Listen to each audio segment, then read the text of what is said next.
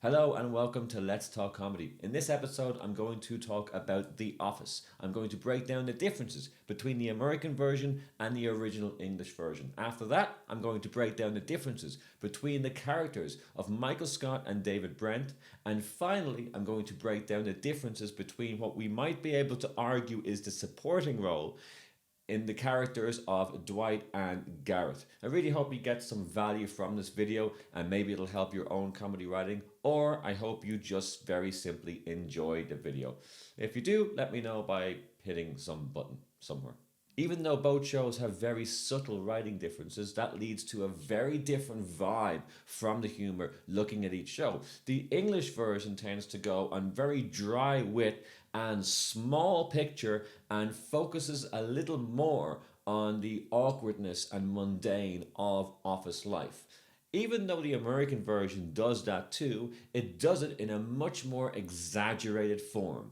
Each character plays a little more larger-than-life version of its English counterpart. Character writing is of course crucial to the success of any sitcom. The American version, developed by Greg Daniels, focuses on a very wide ensemble and each character has their own unique traits. The romantic tension between Jim and Pam, Michael's bumbling leadership, and Dwight's antics that he gets himself into all make for hilarious and very interesting watching. In the original English version, written by Ricky Gervais and Steve Merchant, they do focus on characters, however they focus on the characters' flaws and insecurities. Take for example the character of Tim Canterbury.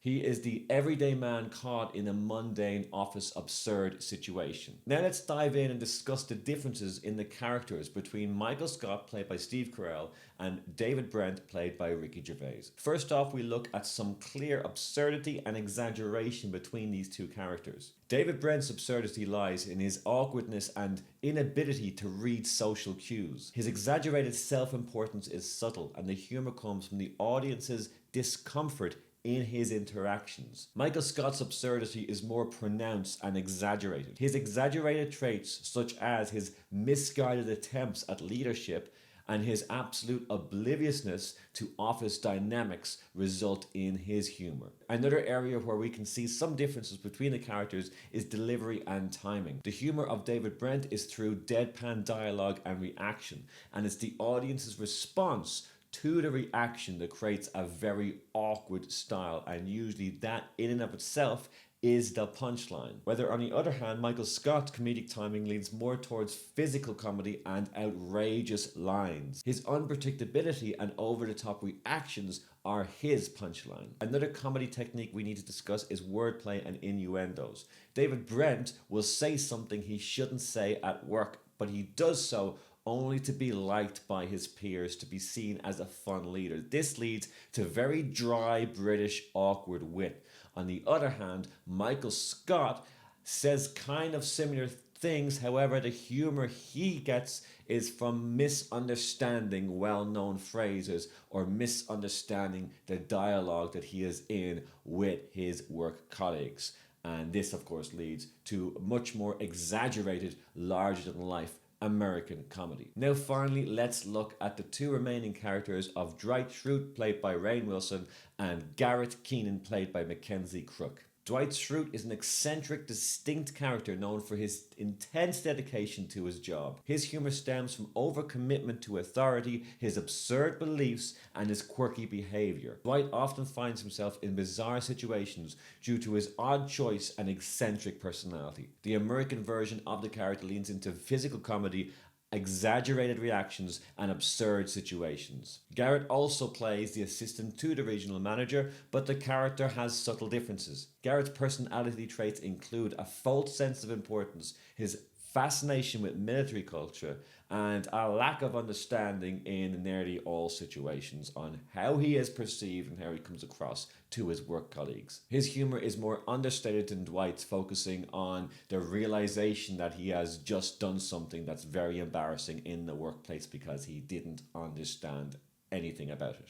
We can also discuss the comedy technique of exaggeration with these two characters. Dwight's character is known for his bizarre beliefs and eccentric traits. His writing tends to be exaggerated and over the top, whether he's running his beet farm or he's describing his absolute fascination with survivalism. His intense loyalty to his boss and his odd hobbies all make for very, very funny watching and an incredibly humorous character. On the other hand, Garrett's interest and personality is a little more subtle. His obsession with military and his own self-importance make up for a low-key comedy tone. We can also see these same exaggerated differences between the characters when we talk about physical comedy. Dwight is larger than life and displays karate demonstrations in the office, making up for hilarious viewing, whether Garrett, on the other hand, employs subtle gestures and expressions to convey humour. With Garrett, we get the laugh from his clueless, subtle body language and lack of understanding, making up for awkward social situations. And finally, we will discuss the differences between these characters around the comedy technique of absurd beliefs. Both characters have absurd beliefs and lack of understanding about their own importance. Dwight's self-belief in his superior skills and his absolute determination to become regional manager often result in very humorous clashes with his colleagues. Garrett's delusions are more based around his military interests and his misinterpretation of his colleagues' respect for him.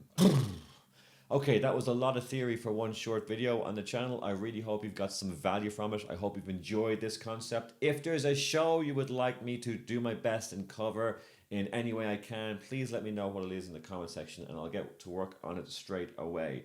Tons of more videos coming for the channel. Stay tuned, share it with everyone you know, and if you haven't already, just hit the subscribe button. I will love you for it, and I'll see you on the next video.